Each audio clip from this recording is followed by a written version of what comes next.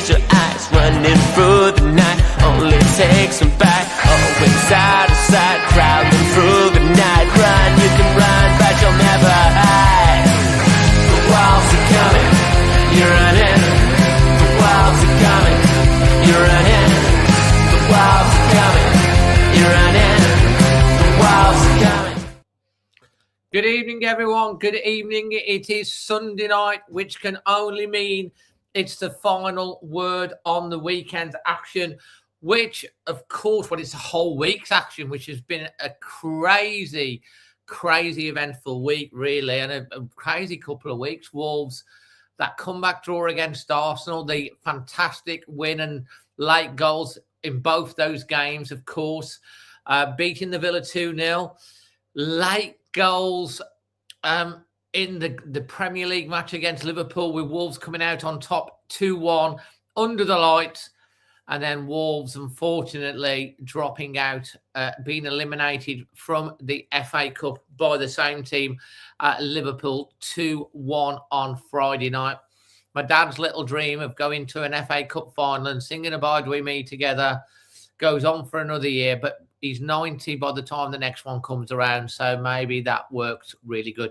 Before we bring on our fantastic guests, Wolves fans today, as always, I do want to say a massive big thank you to the wonderful people at Creation Wolf who power extra time and support us in with the streaming software, delivering the latest and most advanced digital solutions. If you've got a company or a brand, they'll take your digital capabilities to the next level. They're wonderful people. Wolves fans, creationwolf.com. The link is in the description. Tonight, of course, we're going to be looking back on Tuesday. Wolves 2, Liverpool 1, but we're also going to be looking back at the 3-1 defeat. A bit of a review on where we're at. Next game isn't for another 9 days. We'll be looking ahead to Brentford, of course. Probably it's the only game we've got in the next 4 weeks. So it's a very quiet period in terms of games played. And, of course, it's International Women's Day today. So it's only right we talk about the fantastic women in our lives and also in and around Wolves fans. And we'll be touching a bit on that. And we also went down today to see Wolves women beat Derby 6-0. And they've got a massive game next week against Burnley. We'll talk all about that. And then we'll be taking your questions and answers at the end. First of all, guys, my first guest today, very, very, very good friend of mine. Love him to bits. Does so much for so many people, some great causes, and always puts a smile on our face. Please, can you welcome the Lord himself, Mr. Jason Guy. How you doing, mate? What a build-up. That's Dave. I'll tell you what, mate. Even my missus doesn't even speak about me like that. So I've got to say, Dave, what an introduction. It can only go downhill from here. But hello, everyone. Looking forward to tonight's. Well, 3 big games recently, haven't we? But I don't think it's been too bad, Dave. So I'm full of optimism and I'm still going to remain positive and bang Rob Edwards' drum that was still in the right hands. Yeah, I mean, yeah, because there have been questions about Rob. Is he the right man? There's a few people that believe he's not. There's a few that are on the fence a little bit, wanting to see a little bit more. Then we've had, obviously, the wins. We're out the cup and stuff like that. We've got 8 games to go. It'd be really, really great to get your insight on all that. And we will cover off all the thoughts on after this period of matches. And now we've got a bit of a gap on what your thoughts are and everyone else's thoughts on Rob as well. Literally loads of people already saying hi to you, Jason. They do love having you on. Someone likes your sparkling lights. They do at the minute. They do at the minute. Oh, I'm Neil White, not the Baron guy, so not everyone. Rebecca wants to know how your holiday was. We went to Mexico, and I must say we had a fantastic time. We had to cancel it. We were due to go in December. Olivia, as you know, was very poorly, so we had to cancel it in December. We went in January. We had a fantastic time, and it was really good because Olivia, part of her condition, she does struggle with her breathing a little bit in her chest, and she gets very phlegmy.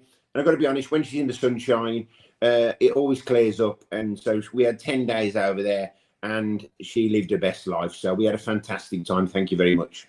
That's absolutely brilliant. Well, we're going to talk more about that and your fundraisers that are coming up later on in the show.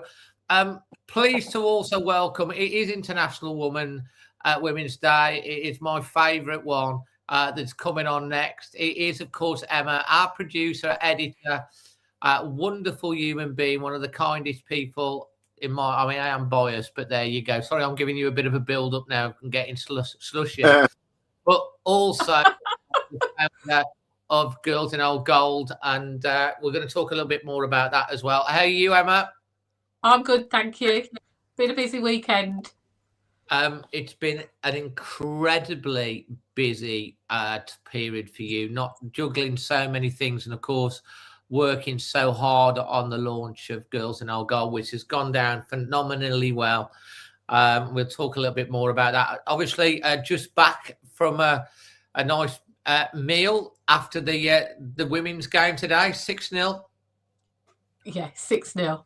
5-0 at half time. The first half was fantastic, but I guess you're going to ask me about that later. Yeah, we'll talk a little bit about that later. So yeah, absolutely we will. And we do have a debutante today, another member of the Girls in Old Gold. And it's great when we have debuts, and we're bringing on for her full debut. Please give her lots of love and support. It is a debut. It's always nerve-wracking. It's Deb. Hi, Deb. Hi, Dave. Hi, everyone. How are you? Hi, Deb. Hi, I'm good, thank you. Tell everyone a little bit about you and how you become a Wolves fan, Deb. Oh, well, my husband is to blame for that, I'm afraid. Yeah. So when I met my husband, he was already a season ticket holder, and he was going to a pre-season friendly at Shrewsbury. Yeah. My bosses were Shrewsbury season ticket holders, and they were all going to the game, and I thought, hold on a minute, I'm not having that. I'm going as well. So along I went, and the rest is history. So I'm a home and away season ticket holder, and I'm also co-chair of Telford Wolves Supporters Club. Telford Wolves, what an absolutely fantastic supporters club that is. A brilliant supporters club. I think you've got a lot of members, and I think you put on transport for a lot of games as well. We do. We run a coach to every away game, and they are the most amazing people. They really, really are. They get me through the week, and it's always lovely to catch up with them at the weekend. Mate, that's absolutely. How many members does Telford Wolves have these days? Well, we had to relaunch our Facebook page, so we had about 500 on there, but we're now down to about 200 because not everybody's jumped back on yet. But that's fine. 200 is a more manageable group of people.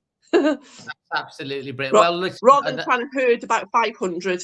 Yeah. Well, man, 200. Well, that's fantastic. It's a long-standing supporters group, Telford. It goes back quite a long way, doesn't it, Telford Wolves? It does. We actually celebrate our 50th year in September this year. Oh, Wow. That's absolutely amazing. Well done, Deb. Yeah. Fantastic. Well, we'll have to do a little bit of when we get to September, and it's coming up to your 50th anniversary. You're probably having a bit of a shindig somewhere, I'm guessing, to celebrate. So if you want us to give you a bit of a plug on that, more than happy to do that as well. Absolutely fantastic. Brilliant. That'd be great. Thank you. Right, let's get stuck in to the week that was. A week that started last week with me asking questions to everyone that was on. Do you want to, if you were to win one game, do you want it to be the cup or the league? 80% of the poll said the cup. Charismatic Craig says the league because we can still do this. And well, it went to pass that we actually did win the league game 2-1. You know, both games actually, the 3-1 loss to Liverpool and the 2-1 victory over Liverpool. It was very, very similar up until around about the 60-something minute, because we didn't have any shots in either of the first halves of either of the games. In the second half against Liverpool at home, we got the goal. They got one back. We got the late winner. It was like a basketball game at the end. It was a great game. Joys at the end. It was unbridled passion and joy. We gave Liverpool a very bloody nose, had we done to Arsenal and to Villa. And in the second half against Liverpool on Friday, unfortunately, they decided to play the alternate ending, which was us not really being able to live with them and getting 2 black eyes and getting knocked out the cup 3-1 on a consolation goal. Jason, there's been a fair bit of criticism, concern. Some people, really pro Rob, are loving his passion, loving the way he comes around and engages. He's a very much a people person. There's people on in the chat that are very adamant that Rob isn't the right guy and needs to go. And there's other people that are a little bit on the fence. I think he did himself a lot of good, because his performances, I feel, have got better under Rob. I think we've definitely seen the better performances. I think we've seen more fitter, more structured, more organised. But the results haven't come. Crystal Palace is a point in fact. Wasn't his fault, missing a penalty and the player sent off. But there's been a few like that. And then all of a sudden we get the comeback against Arsenal, the win against Villa, the win against Liverpool. The results start coming. And then obviously we got completely cut apart, really chasing shadows. Where are you with Rob Edwards and the last 2 performances in the league and the cup? What sort of things would you like people to look at and take out of the performances recently and over the last week? Well, I'm completely pro Rob Edwards, and obviously there's a number of factors behind that. So let's go back another game and let's look at obviously the Villa game, right? So realistically, Dave, we've got 2 back-to-back wins in the league against 2 really, really good sides. Neither of really which we were expecting. So bearing in mind, when Rob took over, we're bottom of the league and we are desperately, desperately, desperately low on confidence, right?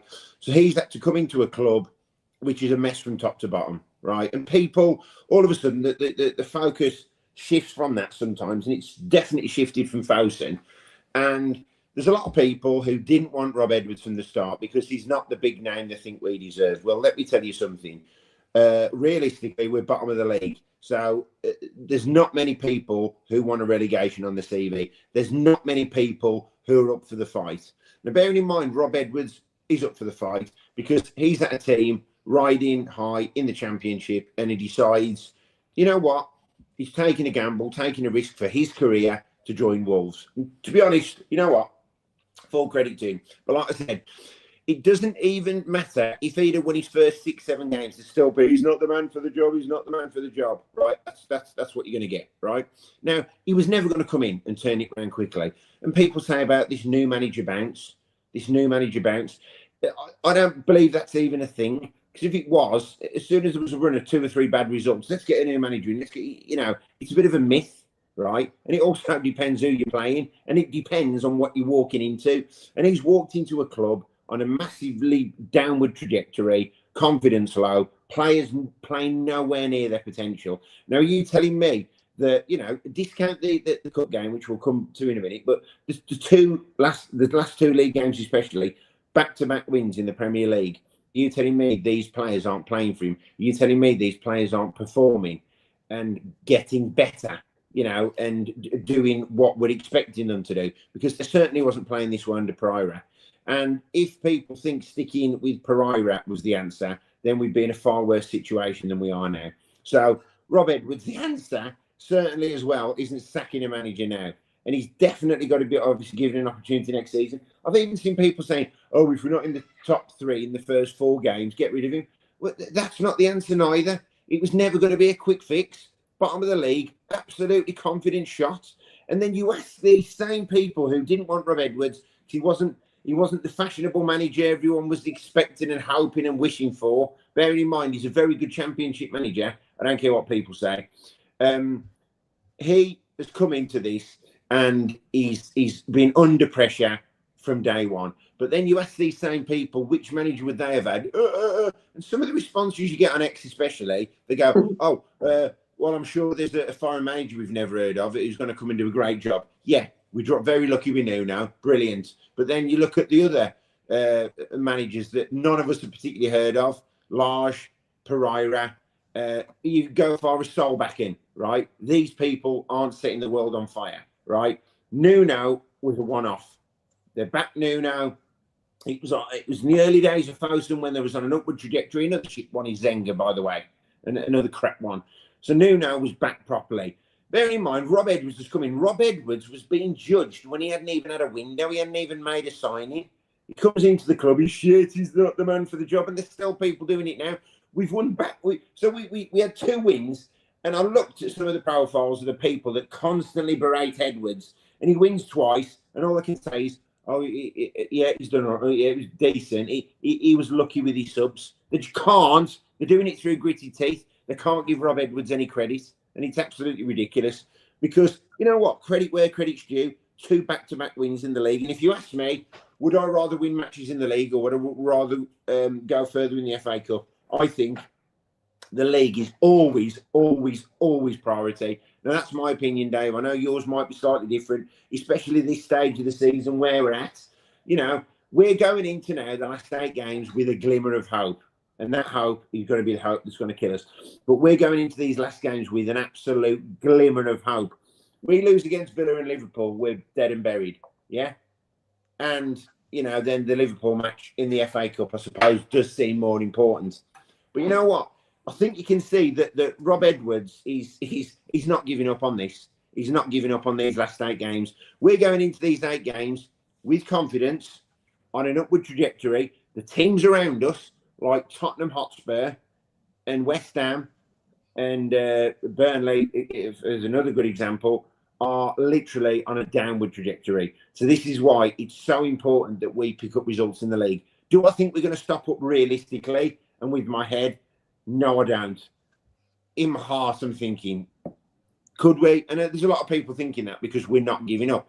And the reason we're not giving up is Rob Edwards, because he's got them players playing. He's picking up some results. Look at the passion up and down that touchline. Look at the passion with the South Bank. He knows the club. He loves the club.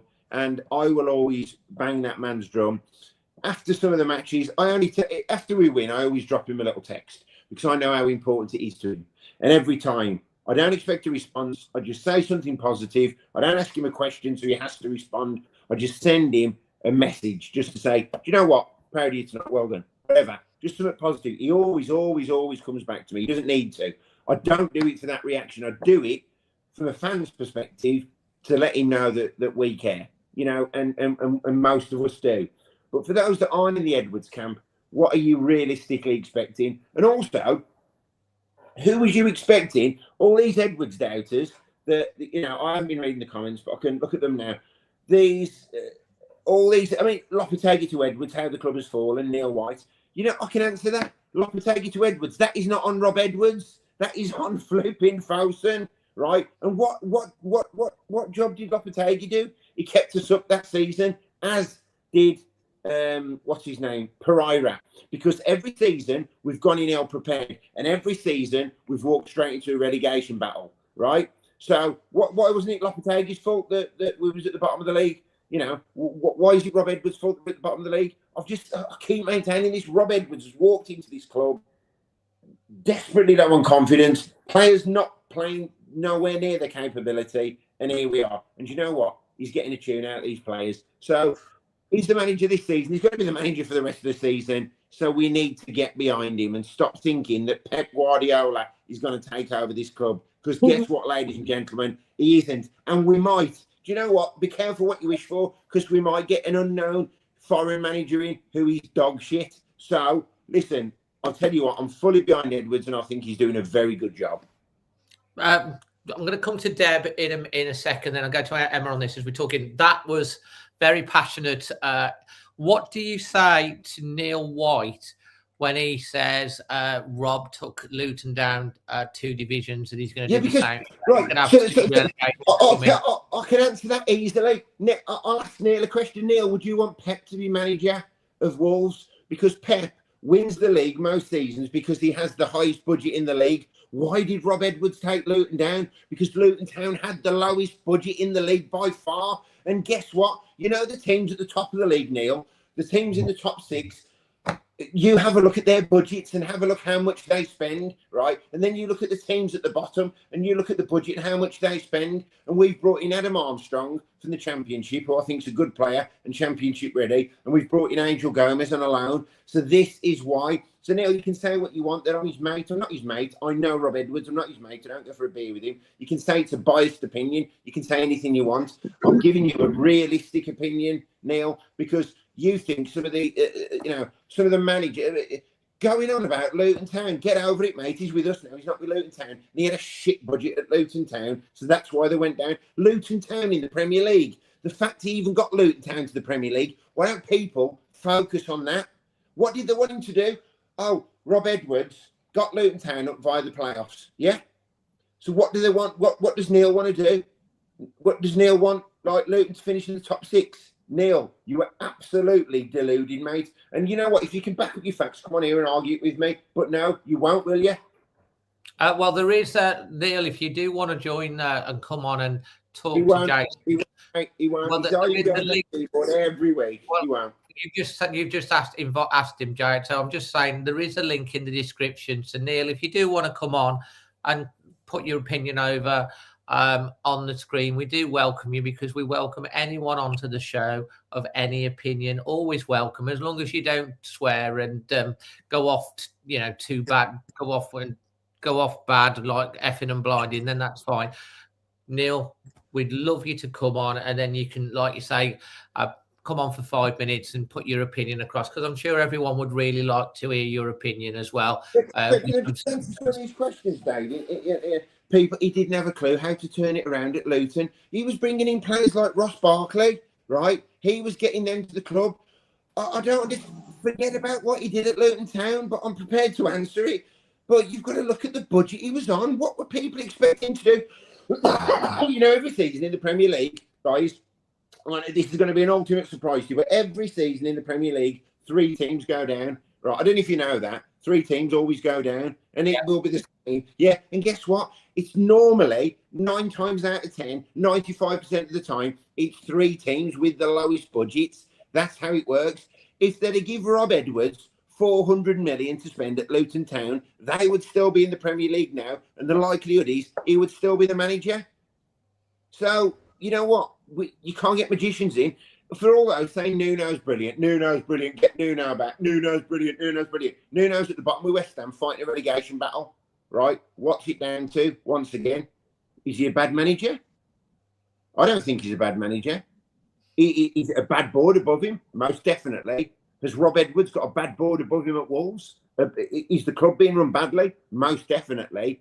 So there's a lot of factors at play here. So just stop pointing the finger at Rob Edwards. Some of these people, it's just, honestly, it's absolutely mind-blowing who they think would come into this club and turn it round. Well, that's great. Let's bring in Deb. Deb, you've listened to Jason. He's very passionate about that.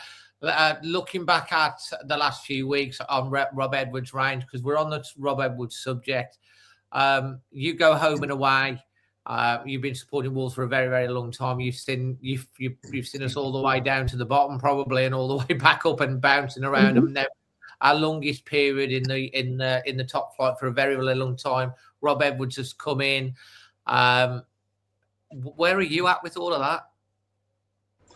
I mean, I can't disagree with what Jason's just said. If you think back beyond the Villa game, and we got a point from the Arsenal, nobody was expecting that. Nobody was expecting us to get 3 against the Villa, and nobody was expecting us to get 3 against Liverpool.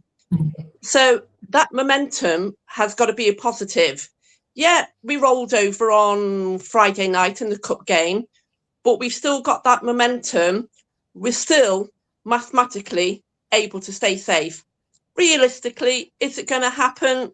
only time will tell. But we've got to remember, Rob has inherited a squad of players which realistically aren't all of his. Arguably, some of them, in my opinion, aren't necessarily up for the game, up for the fight. And we know that. But we've still got to believe in him. We've got to give him that chance to prove himself.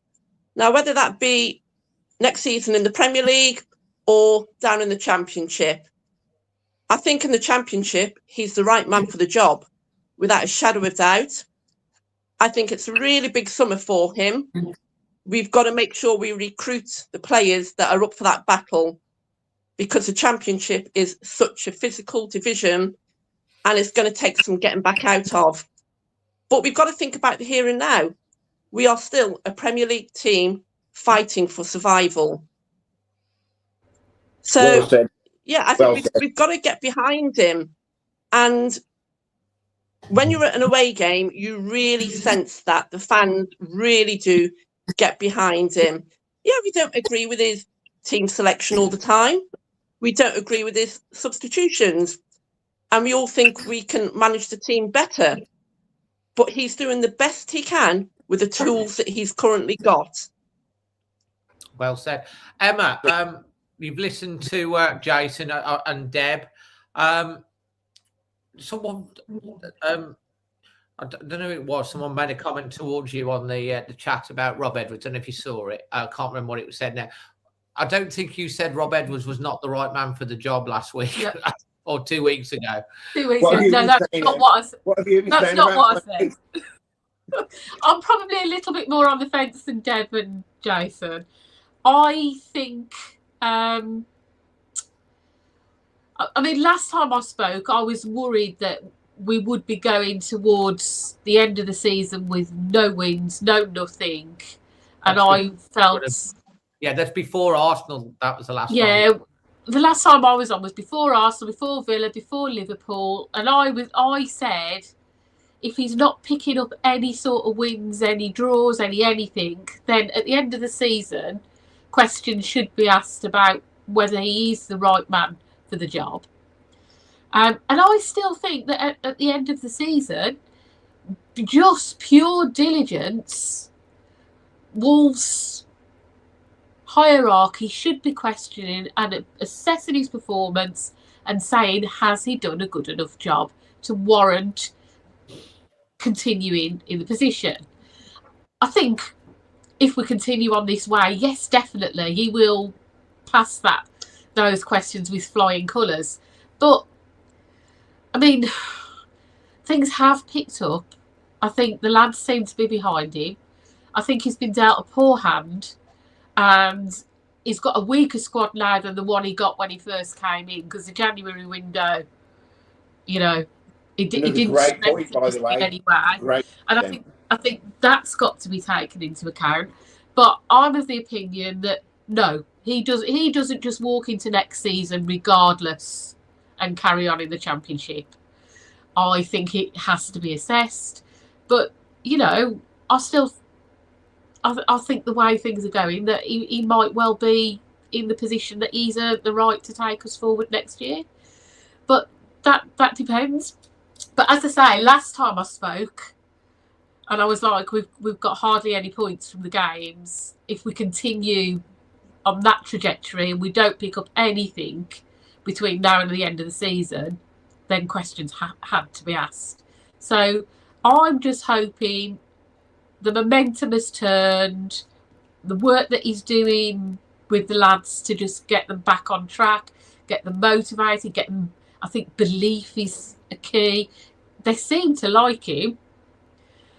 And I think, you know, I've got my fingers crossed for him. I want him to be successful. Yeah. Neil White says if he loses the next 2 games, he should go. Neil, again, Neil needs to do. Neil needs to stop smoking his crack pipe on a Sunday night. That's what Neil I really would love you to really genuinely, sincerely. I love you. I'm inviting you to come on the show right now. He won't. Well, you might do right You now. won't. And, come on and actually explain why you're saying that, and give a reasoned argument instead of just throwing, your comments and things. Because you're on every week, and I'm sure people would love to. Let's ask Neil some questions. Yeah, because the first question I'd ask Neil. Yeah, Neil, let's sack Rob Edwards in 2 games, and let's see who's going to come into a relegated team with 6 games to go. Should we get Terry Connor in, Neil? You want Terry Connor to come and get the job, Neil? Well, Mate, let's give Neil the opportunity to come on the show. We're very open. We let anyone come on. We're very open, and he's obviously got a point of view, and you've got to respect his point of view if he's put across in the right way. But we'd like to know a little bit more in depth on his reasoning. Emma, I'd just like to add that I don't think Rob Edwards was ever going to be judged on whether he was right for next year, or whether he kept us up or we got relegated. I don't think that was ever the criteria. But we have to see a consistent improvement in performance, and that trajectory's got to keep. It has, but equally, we're also judging a manager who's brought in 1 loan player, and like I said, and Adam Armstrong. We've got to be realistic. We can't expect any manager, doesn't matter who they are, doesn't matter if it's Rob Edwards, doesn't matter Pep Guardiola, doesn't matter if it's Sam Allardyce, doesn't matter Jurgen Klopp. We can't expect a manager to come in and then, it change automatically, and it changed very quickly, who we're not backing, who we're not, when a great point, Emma, when we're selling players, we're shipping players out in the window, and then we're wondering why. And bearing in mind, he's got a weaker squad than Pereira. He's got definitely a weaker squad than Lopetegui in large, but he's got a weaker squad than Pereira, which is the point in question from the start of the season. He's got a weaker squad than when he started, and he's getting results. So, you know what? We've got to give this man some time, and we've got to give this man a window, and we need to back him for the championship. Because once again, if we go into this summer and we get rid of all these players and they all jump ship like rats, which they will, and then we're not backing him, we can't expect miracles, and it won't just be, it'll be for whoever comes in. Unless they're backed, we're going to keep getting the same problem. Yeah, absolutely. One of the things for me... Yeah. Go on, Deb. Sorry. One of the things for me that I'd like to see is a consistent captain on the pitch. Somebody that can bring those players together as a group week in, week out.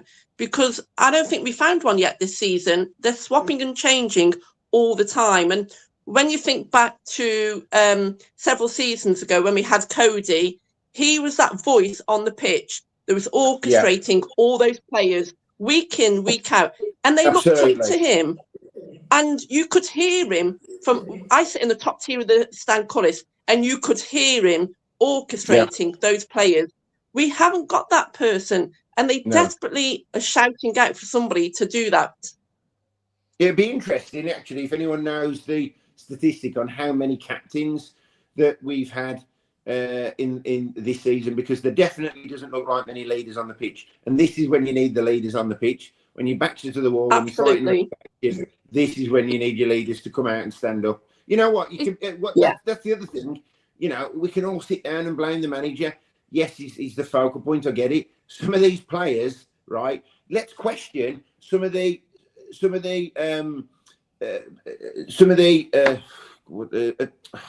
forgot the words, just lost me. Anyway, performances, that word. Let's question some of the performances under the players at the start of this season, right? Compared to how some of them are playing now. Now, we can pick out individual players, and let's look at the window that Pereira gave us in the summer. Let's look at some of the shit he's brought through the door, by the way. Yeah. Well, go on, Deb. You're going to go.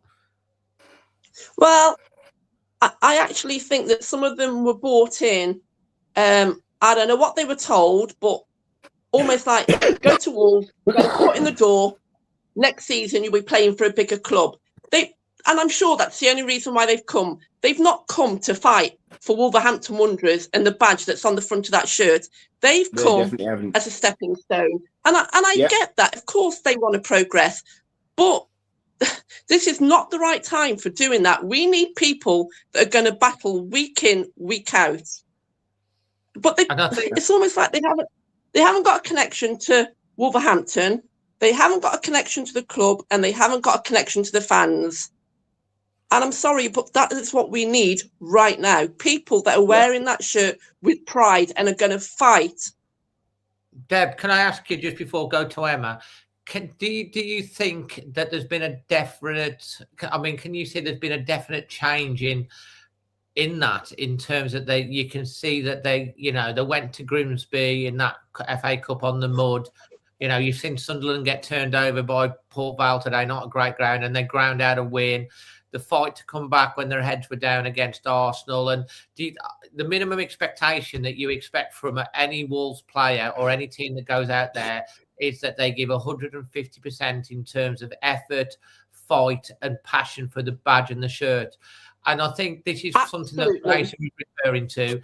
Before Rob was here, they wasn't doing that. And even though we've probably not had the results up until the last week or two, with the results, that they have started to look fitter, they started to look more structured, more resilient, and they've been throwing their bodies on the line. I think about the game against Liverpool on Tuesday night when they were clearing the ball off the line, and against the other week, blocking shots and actually giving it like defenders celebrating a block like a goal.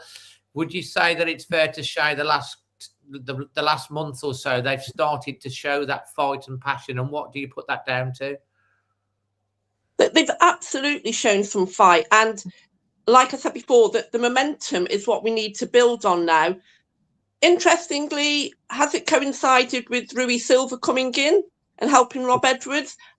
I don't know. It could be coincidence, or is Rob Edwards' work ethic now starting to come through with the players? Are they starting to come together as a group? Only time will tell. Well, absolutely. Emma, I know you were going to say something before. Sorry, I just want to make a very quick point about Silva. So this is the thing, Edwards gets slaughtered, right? So someone's just said, oh, you can't go at the players because it's Edwards that picks the team. Yeah. So then I've seen other fans go, oh, well, actually, there has been an upturn in form and it's all down to Silva. So at what point does Edwards get some credit? What point does Edwards get some credit for the wins? What point? It can't be, oh, when we're losing, it's Edwards' fault. When we're winning, it's Silva's. Do you know what, Jason?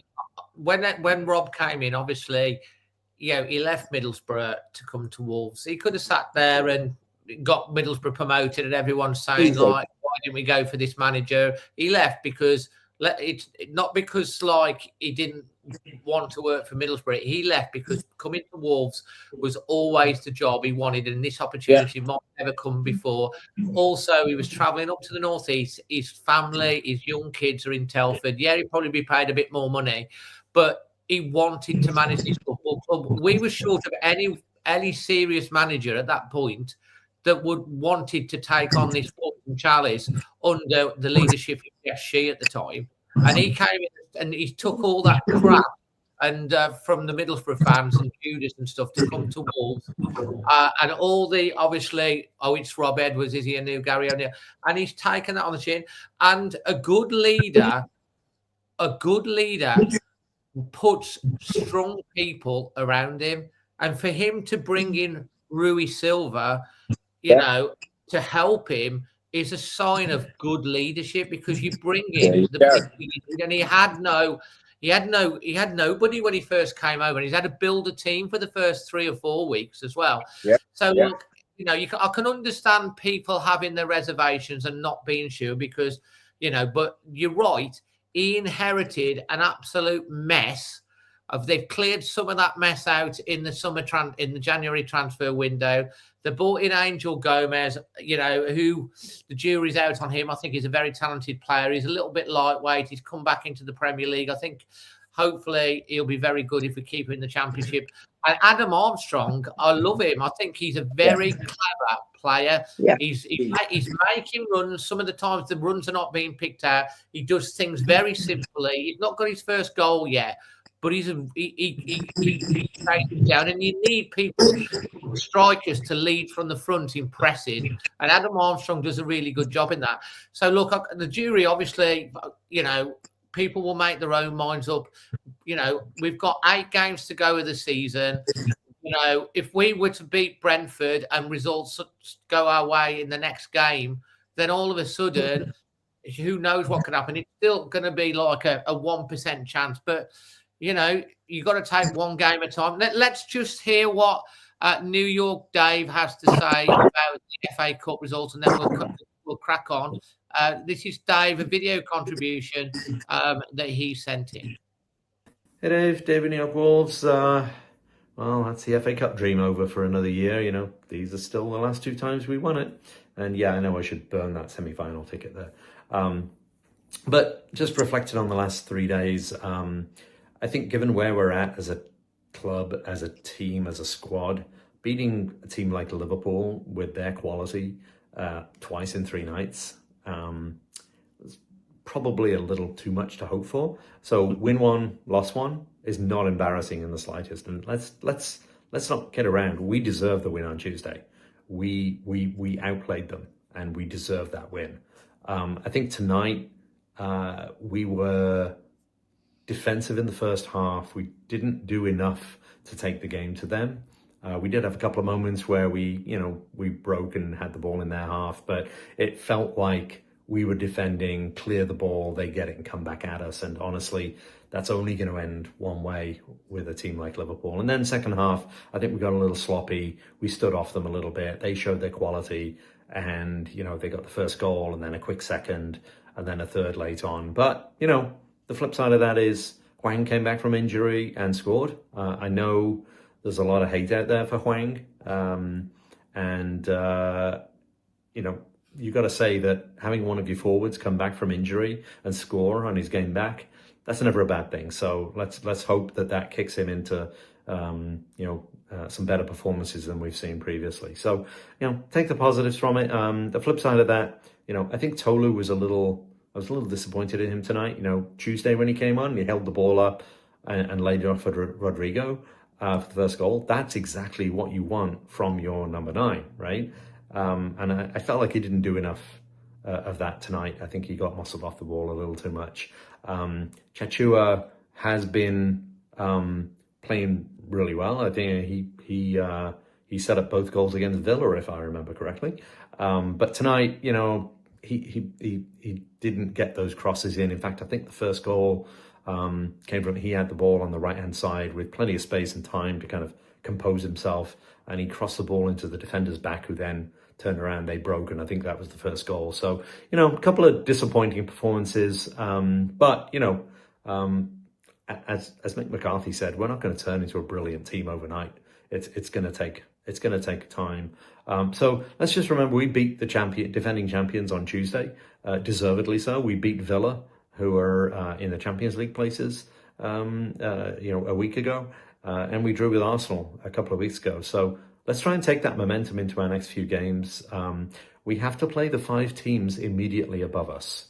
So if you think about that, including a Tottenham team that's in free fall. So if we can turn out a couple of wins in the next 2-3 games, all of a sudden it gets really interesting, because those 12 points gap to Forest could be cut in half. And all of a sudden the teams above us who had written us off will be thinking, oh my God, we might get relegated by the team that had 2 points at Christmas. And they're going to start panicking. And as we know, mentality is everything in football. So you never know. We've got nothing to lose, honestly. We've been written off for feels like 4 months now. So let's go out and have fun. Let's bang some heads. Let's mess some teams' seasons up. Let's scare some people. Let's get some more points and build momentum going into next year. But whatever happens, up the Wolves, and Wolves anyway. That's great. New York Dave with his thoughts, video contributions. We talked last week. Emma, we'll go to you, then Jason, then Deb. I mentioned this earlier in the show. Charismatic Craig, when we were asking about League or Cup, he was the only one that said, I want to win the league because we can still do this.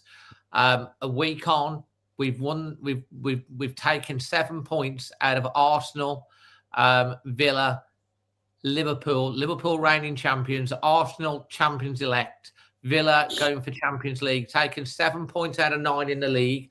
We're now on 16 points. Forest got a good draw against City. West Ham got a win away at Fulham. Tottenham lost again. The gap has closed from 14 points to 12 points. Our next game is a week on Monday against Brentford.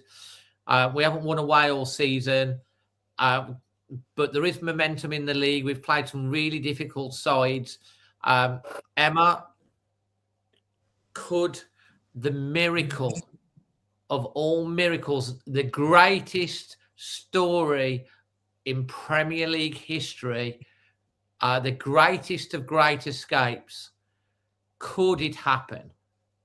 Of course it could. We're not relegated yet, but we also have to say that that is a massive task. And we need consistency. I think the FA Cup was a much poorer performance, and I thought there were a lot of individuals that didn't put out. I mean, I wouldn't say they didn't put in a shift, but they didn't put out the same performance that they did on Tuesday. And my opinion is that Rob Edwards has not given up on winning the league. You can see he has not given up. Winning the league. Winning the league, staying in the league. I don't think we can quite do that yet. I think that was about Christmas that we maybe winning the league couldn't next win season. it. Yeah. I remember it coming out that we couldn't win it, but he's definitely the players haven't given up, so we shouldn't give up. It's not over till it's over, is it? Jason?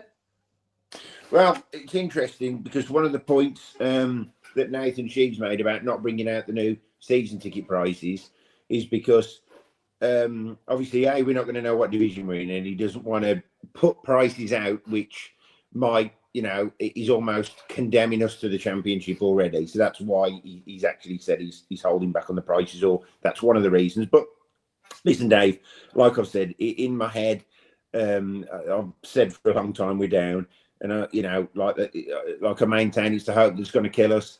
With 8 games to go, and these, when we play in the next 5 games against teams around us, these are all then massive 6-pointers, because every 3 points we get, we're stopping them from getting 3 points. Rob Edwards and the players are going to go into these games.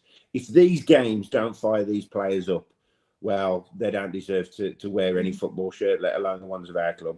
These are literally 8 cup finals. And if we get a win against Brentford, and then we get another win, I mean, am I expecting them to win 2 on the bounce again? Before on the bounce in the league? Probably. We won 6 on the bounce last year. Well, yeah, we did. But, I think we're in a slightly different position to last year with a definitely weaker squad. But, yes, if we're taking points off the teams around us, wow, that could make a hell of a difference. Well, I think we need to win 7 out of the last 8 fixtures, Deb. We haven't won away all season, but then we hadn't done very well at home until recently. We should have probably beat Crystal Palace. If we'd have beat Crystal Palace like we should have done, then you're talking 9 points. We really should have beat Palace. We were way the better team. Tolu, terrible penalty. And then obviously she gets sent off because with the trigger happy ref, and then we concede late on don't even get a point out of it, which was gutting. But we followed that up with coming back against the champions to 2-2, where they were scared of us, basically hanging on. Beat Villa like we always do, let's face it. And then obviously we went in front against Liverpool, and their heads didn't drop like had happened. We fought back and we got a really good goal to win it. And Molyneux, those last 3 nights in the league, it's like we haven't had that for so long. But 8 games to go, 12 points behind. We need to win at least 7. You have to take it 1 game at a time and see where it ends up, don't you, I suppose? Yeah. Deb. My heart says, yes, we can still do it. But my head says it's a little bit too late. But whilst it's still mathematically possible, we've just got to keep going. It's kind of funny. When Rob Edwards came in, I almost felt that we played a game of stick or twist. And do we still think that we could survive in the Premier League and buy the players accordingly? Or do we accept that we're going down and start to filter players out? And I just think if they'd have had that little bit more impetus and that little bit more belief and thought that, you know what, we can stay in the league. But I just wonder if they threw the towel in a little bit too early. But I hope they prove me wrong, but time will tell. I'll tell you what, if we had 12 games to go, with the form that we suddenly started finding, and to be honest, let's face it, this was a team that had a losing mentality for a very long time. Yeah. We were finding ways to lose games. You talk about away, the Brighton game, the game against Villa when we had a goal disallowed and then they scored a worldie. Burnley 2-0 down, got back to 2-2, and we went gung-ho and they caught us off of our own throw-in. We've dropped so many silly points. Found Palace found ways to lose games, and all of a sudden we've been finding ways to win games. So look, in all realism, let's face it, it would be, like I say, it would be the story of the year if we were to stay up. It would be the story of all stories in Premier League history. Is it probably going to happen? Probably not. But, you know, one game at a time, like what Jason says, you start to, and Dave said, they start to get jittery, and you just never know. But we've got to get past, effectively. Burnley has got to be the next target. Catch them, get past with them, then just keep going. And momentum is a funny old thing. And like if you start to have a team that starts losing, like Tottenham, and they're falling, and Forest starts struggling, Leeds have struggled in the league as well. And okay, West Ham, because Nuno's there, but he'll probably keep West Ham up. You know, and you start to close that gap to sort of 8-7 points with 4 games to go. You just can never say no, but it probably won't happen because it's Wolves. We'd probably end up going to Burnley, having to win the last match of the season and lose. That would be just us, wouldn't it? We just get, just when you get the hope, things go wrong. That's just Wolves. But look, you just got to, as fans, what our job is to do. We've got to back the boys. We've got to back Rob, and we've got to get behind them and cheer them on and give them that 12-man support and make sure that they know I've got our backs. And the players have got a duty to continue to fight and do everything they can to pick up as many points and win every single game. That's what they've got to do. They're professionals. They played a lot of money. Rob said in his interviews, it doesn't matter whether you're playing to be here next year, whether you're playing for a place in the World Cup, whether you're playing for a move elsewhere. They're only going to get those things happening if they play well and put in the shift. And that's the message, clearly, he's been getting across. So look, we'll wait and see on what all happens with that. We'll come to our score prediction for Brentford in a minute. But I do want to just turn our attention a little bit before we come back for the last 10 minutes to International Women's Day. It is International Women's Day today, and we've got a few things to talk about. Went down to support the women's team today over at Telford. A great crowd again.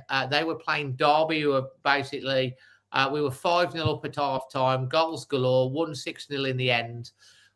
They are currently 1 point in front of Burnley, I think, on the or 2 points behind with a game in hand. They go to Burnley next week, actually at Turf Moor. Burnley are a fully professional team, women's team.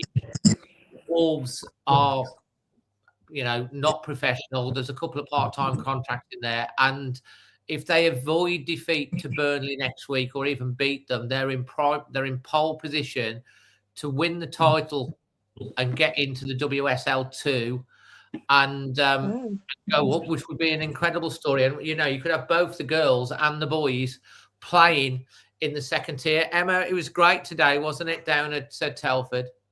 Yeah, to be honest, there were a lot of people there. It was nice to see. It was a really great atmosphere. Every single player has a song and there's singing. what I would say is, if you are a family and you know, Molyneux expenses are pricey, it's a really affordable, good day out, family atmosphere. It's great, and what can I say? You're almost guaranteed to see plenty of goals. It's definitely entertaining. So yeah, fantastic day. You know. Yeah, absolutely. And you know, Emma was there as well. I'm going to put a picture on the screen for you now. You'll spot Emma on the right-hand side or the left-hand side, depending on which way you're looking at it, with the girls' team, all wearing their Her Game 2 T-shirts. Emma is the official Her Game 2 representative and ambassador for Wolves.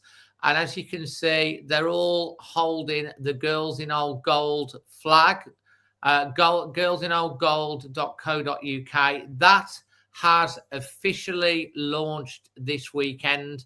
Emma, do you want to just tell everyone a little bit about that and what it's about that? And it doesn't matter whether you're a girl, a woman, or a man, or however you'd identify, you can get involved in supporting as well. Yes, we are primarily a female-focused group, and our purpose is to amplify and advocate for women in the Wolves fan base.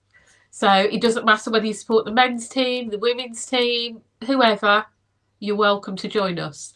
But also, the group isn't actually just open to women. It is open to any gender, whatever that is. And you can join up.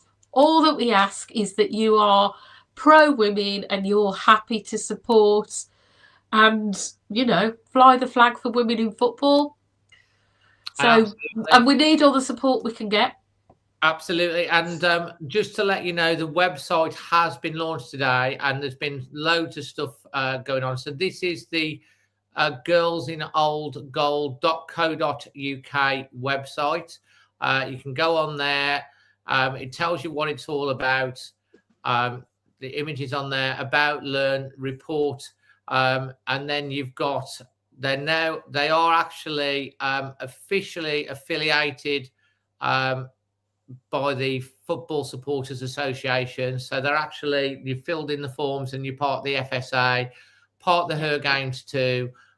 They've joined the Wolves Trust. And of course, here on Always Wolves Fan TV, we're passionate about supporting and giving a platform for women in football and supporting. There's questions there. There's images that you can get them on Instagram. They're even on TikTok. There's articles and blogs on there. If you want to join, whether you're a male or a female, there is a female Facebook group, a private space for female Wolves fans that you can apply to join. But if you're an advocate or an ally, a male, a female, however you identify, you can join the Girls in Old Gold. And all you have to do, as you can see here, they welcome. They're a female-focused community for Wolverhampton Wanderers fans, a safe, welcoming space for women and girls to talk football, amplify female voices across Wolves fan base, advocate for female fans, inspire the next generation champions women's football on and off the pitch. They're open to all fans, regardless of gender and how you identify. Allies and supporters are very welcome. You can go on the website, fill in the form. You'll get a welcome email, and then you'll be able to keep it up to date. There's loads of news on there as well. There's blogs about the trust, about Her Game 2.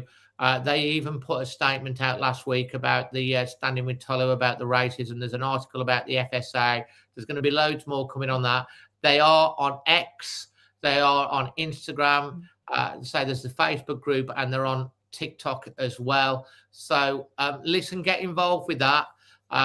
If you're, as I say, it doesn't matter whether you're a female Wolves fan or not. If you're someone that believes that women and girls should be able to have a voice and stand proud supporting our club, and you're behind that, join up and support it as well. Is that about right, Emma? Yeah, that sort of sums it up pretty much. So yeah, I've done a lot of work in setting this up. I've done a lot of research about where the group should sit in in how we should run and what we should be. I've done a lot of work with the FSA. I'm actually part of a group with the FSA, Women's Voices in the Men's Game, which is again advocating for women within the men's game rather than just the women's game. So I've done quite a lot of research. I've talked to other women's groups about the best way to set up and what direction we should go. So there is an awful lot of research gone in and an awful lot of work gone into actually setting this up. So I really want it to be a success, but I want it to be for everyone, because I do think there's a lot of ladies in that group that have experienced unpleasant times supporting Wolves, where they've not felt accepted as part of the Wolves pack, and they felt that they've been made to feel uncomfortable, and that they're encroaching on we'll call it a men's space, but we all know it's not a men's space. I mean, there's a lot worse things than just feeling uncomfortable that have happened. So, you know, football's a place for all of us. We've got so much in common. It doesn't matter that what gender we are. We all love Wolves. Absolutely. You've got a shout out as well from the boys in Old Goal saying well done, Emma, and the girls in Old Goal, which is nice. Appreciate that. Loads of people saying well done, Jason. And then Deb, do you want to just come in on that before we move back on to look at Q&A and the next game?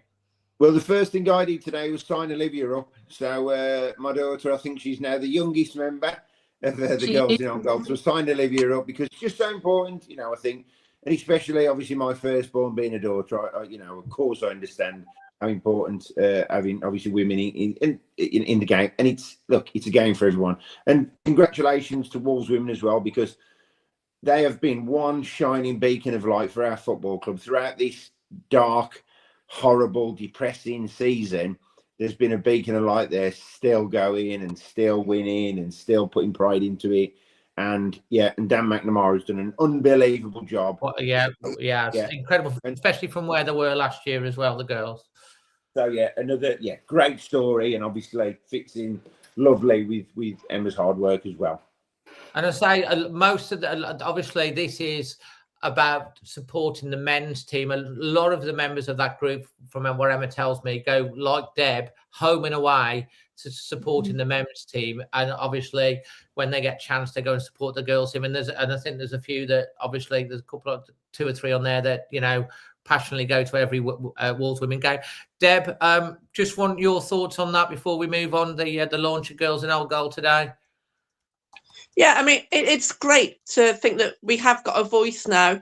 And it's not that we didn't before, but this actually puts us on a platform where we are valued as equals, really. So well done, Emma. It's great. And I'm a big advocate for trying to get the message out there and get as many people signed up as possible. So it's brilliant. Sorry, guys. Absolutely.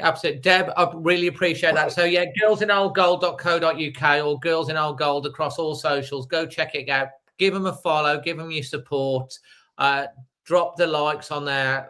So there's some great posts go on there. As I say, doesn't matter whether you're a girl or a woman or however a male or however you identify, you can also join up using the contact form as well. And of course, if you're a girl or a woman as well, you can get on the Facebook group, but follow them on Instagram, TikTok as well. So and X. We've got to call it X because it's not just Twitter now, isn't it?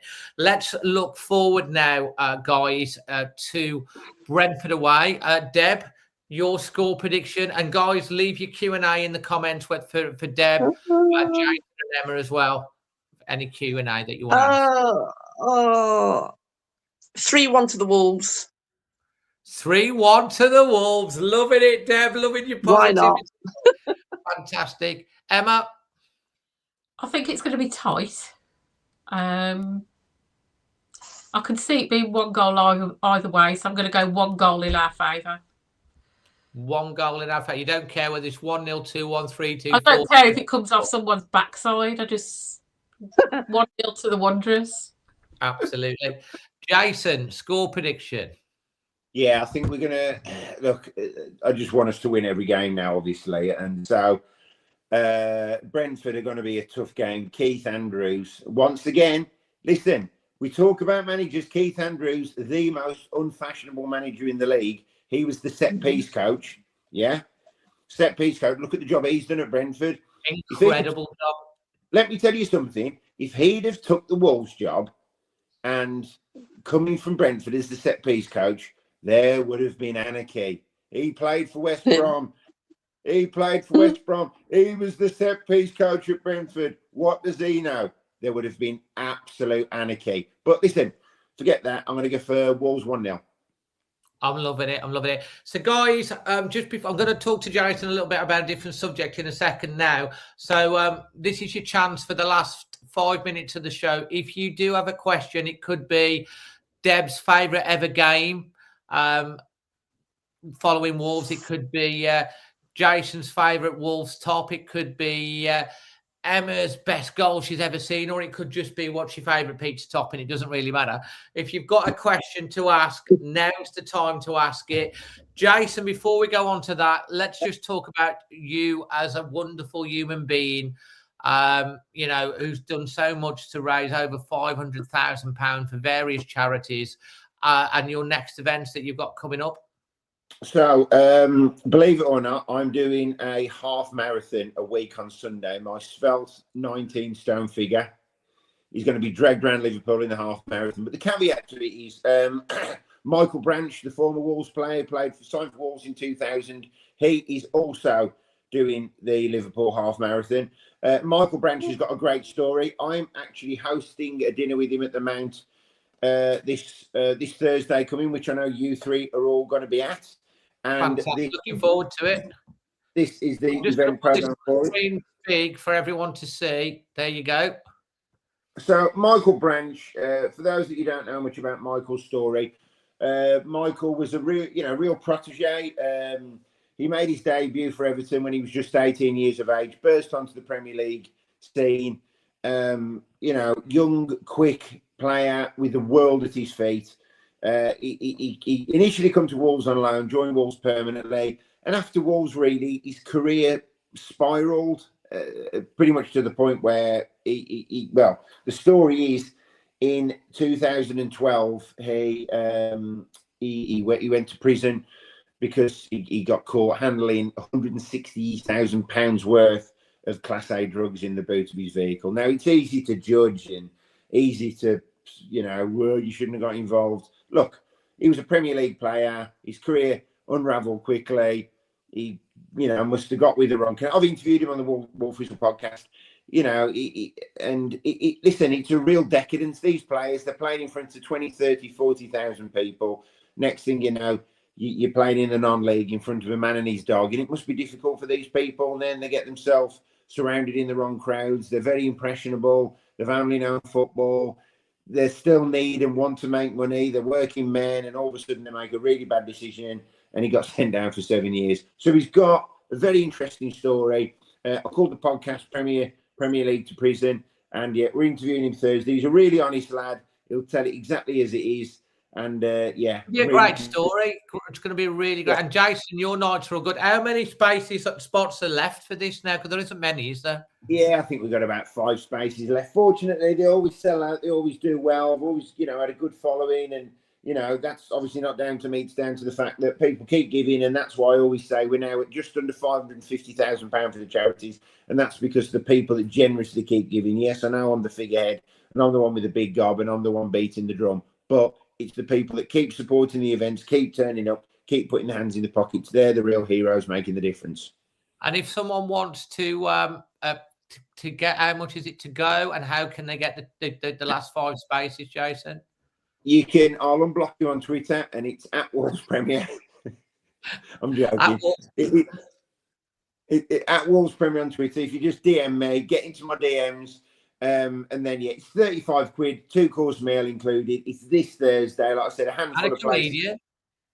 And there's a comedian as well, Ricky Balshaw. And we talk about inclusivity. Ricky Balshaw, I believe he's got cerebral palsy. So listen, he's a comedian, and I'm really looking forward to obviously seeing Ricky. But yeah, Michael's got a great story, and I tell you what, if Neil White turns up, I'll buy him a pint. How's about that? How's about that? If you're watching, Neil, come down and Jason will buy you a pint, which is lovely. Right, let's play the violin for him. Go on, carry on. Let's get on to the question from the boys in Old Gold. Deb, they want to know what your favourite tea brand is. My favourite tea brand? Oh, I don't really drink tea that much, but Twinings English breakfast tea, if I'm having one. Love it. I'm going to direct this at Jason, because I think we covered this with Emma previously. How many points are we going to get to the end of the season, and what areas do Wolves need to improve on for next season? So how many points are we on now, Dave? We're on 16. So I reckon we can add another. I reckon we could probably add another 10 to that. 3 wins and a draw. I'd love to see that. Look, we're actually going to finish this season on a high with positivity, and what we're also going to do is get a bit of dignity out of it, because there was a point at the season none of us thought we was going to even beat Derby's record. And where do I think we need to do next season? I think we do need a bit of a clear out. Listen, there's going to be rats on a deserting ship. Some of these players, they can kiss the badge, they can bloody jump in the crowd with the fans. As soon as their agent gives them a better deal, another 10k a week to stop in a better league, they are gone. They don't care about Wolverhampton, they don't care about the badge, and they certainly won't be caring about the club because it doesn't employ them anymore. So what we need to do, the first thing we need to do, Deb, fantastic point, we need to get a captain in. We need to get someone who's going to lead that team on the pitch. That is so, so, so important. That's the first job we need to do. And regardless of the position of the player, whether he's a striker, he's a defender, he's a midfielder, whatever he is, we need a captain a recognised captain who can lead on that pitch. A perfect example probably would have been a Craig Dawson type player for me. Yeah. I'm not going to say Connor Cody because that's a bit too obvious, and I think that ship sailed. But like a Craig Dawson, I know we had him recently, but I think he's retired now. I don't know what's happened with him. But a player like that who leads from the back, who's got experience, I think that's something we really, a bit like when we had Sam Ricketts, another great example. We think we need a real leader. I love that. Emma, I'm going to give this one to you, although I don't know if you can answer it, but you might be able to give a answer. Still with the wants to know what's the best grub to get after a Wolves match out of the vendors right outside, but I don't know. No, you have to have a pucker pie from the stadium. A pucker pie from the stadium. Brilliant product placement there, Emma. Brilliant. Because I know your freezer's got 900 in. She's got a few pucker pies. Yeah, literally. I know you've had playing match every day for tea since 2024. I've given most of them away, but I have so many pucker pies. We have to like pucker pies in this house. Another question for you, Jason. JS9696, are you doing the Wolves 10k this month? I've done the Wolves 10k a couple of times. I really enjoy it. It's a really good run. I do really enjoy it. It starts and finishes at Molineux, but I think doing the Liverpool half this month, I don't think my svelte frame can take any more pressure. So I think I'll have to stick to one race this month, or I'll probably die. Another question for you, Jason, from Carl Whitehouse. Is there any other events planned, Jason? October the 1st this year, we've got Jeff Thomas. Jeff is going to talk about, obviously, signing for the Wolves, as he did in 93. Great signing at the time. We signed him for 800,000 from Crystal Palace. And yes, we've got Jeff Thomas. He's obviously going to talk about his battle with leukemia as well he had. And then if there's any golfers, we've got 3 golf days coming up. And also, I know it's a bit early to talk about it, but we've got the Christmas party in December. I know Deb always comes to it. Dave and Em always come to it. It's always a good knees up. So, yeah, plenty in the diary, Carl. And obviously, you and your mum are always welcome, young man. Question. I'm going to direct this for Deb. Are we happy, Deb, with VAR this year? And it means just Wolves, not any other team, because we haven't spoke about it much week in, week out. Maybe next year, no VAR. Absolutely not happy with it. The thing that's frustrating me most is they are exploring every option they can to disallow goals. Why? Isn't that the whole purpose of the game, to score goals? And they are finding every reason to disallow them. And it's taken the edge off the whole game. Great so answer. for me, No, not a fan. Bring on the Championship without it. Great answer. I love it. LH9FTBL question for Emma. It's a great question, actually. I like this one. In 10 years, Emma, do you think there's a better chance of Wolves being non-league or Champions League? Either are very likely, are they? I don't see. He said the best. I'm going. Look, I'm going Champions League. Come on, we ain't going down to non-league. Yeah, Champions League. There's another question here for you, Emma, from Becca Harper. She says, if you could only buy one last handbag, what would you get? Louis Vuitton. Louis, whichever. Oh, Boys in Old Gold. Another one for Emma. Joe Hodge or Boubacar Traore? Joe Hodge was a decent player, but we let him go, didn't we? I think. Did Lee leave? Well, But I think Boubacar Traore can do a job for us. See if he comes back in the summer. I'd rather have a Dharma. I'd rather have a Dharma Traore. Yeah. Yeah.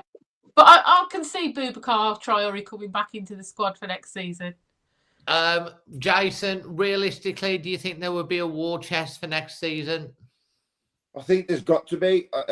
Yeah, I think there's got to be. Not so much because we're going to be going into the next season if we do get relegated. So let's look at it for both ways. If we do get relegated into the Championship, we're going to have a lot of money to spend on the basis that we're going to have a parachute payment, and on top of that, well, we're going to have a lot of player sales payments.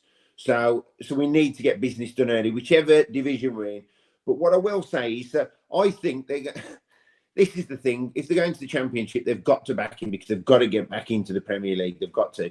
But if they're in the Premier League, are they going to keep making the same mistakes as they do year on year and think, we're in the Premier League? Do we need to spend that much? Should we ride our luck? But of course they do. There needs to be a war chest. If we stop in the Premier League, we've got to chuck at least 80 million at it. And if we get down to the Championship, we've got to chuck at least 50, 60 at it, haven't we? Absolutely. Well, it's been a great show, guys. Please, if you enjoyed it, please hit the like. It helps us out. Give it a hype. We'd also appreciate it. If you're watching this back on catch up, as I know a couple of thousand of you do, leave your thoughts in the comment. It'll be out on podcast as well tomorrow. So if you're listening to this on a podcast, just give us a 5-star rating. That helps us out on that as well. Final thoughts before we finish. We'll go with Deb first. Give us a final sentence to finish the show. Any positive that you want to finish on, Deb? And have you enjoyed your debut? I have enjoyed it. Thank you for having me. Welcome. So my positive would be, let's just get behind the lads for this last run in and see where it takes us. Fantastic. Emma? Yeah, I think I was dreading the end of the season until these last few results. So let's just try and enjoy it. Whatever happens, stay up, go down. Let's just try and have the best time that we can. Lovely. And the final word on extra time for you, Jason. When we all went to Grimsby away, it wasn't a great pitch, as we know. It wasn't a great stadium, but we had a great day. So if Wolves fans stick together, whatever division we're in, whoever we're playing, we don't actually care that much, and we have a great day. And what do we like to see? Winning football. So let's just enjoy the rest of the season, get behind the lads, and make sure that we as a collective are the 12th man. Absolutely. What a great way to finish that out. It's been a great show tonight, guys. Thank you, Deb. An absolute pleasure for you to make your debut. Will you come on again? Well done, Deb. Well done, Deb. If you'll have me, then yes, I'd love to. Brilliant. Absolutely. Well, we have loved after you. And don't forget to check Girls in Old Gold out on their website and, of course, socials. If you do want to go to the lovely event, fantastic event, Michael Branch, get in touch with Jason on social, Wolves Premier. And until the next one, from all of us to all of you, wherever you are watching or listening in the world, always Wolves. Always Wolves. Bye. Bye. See you all soon.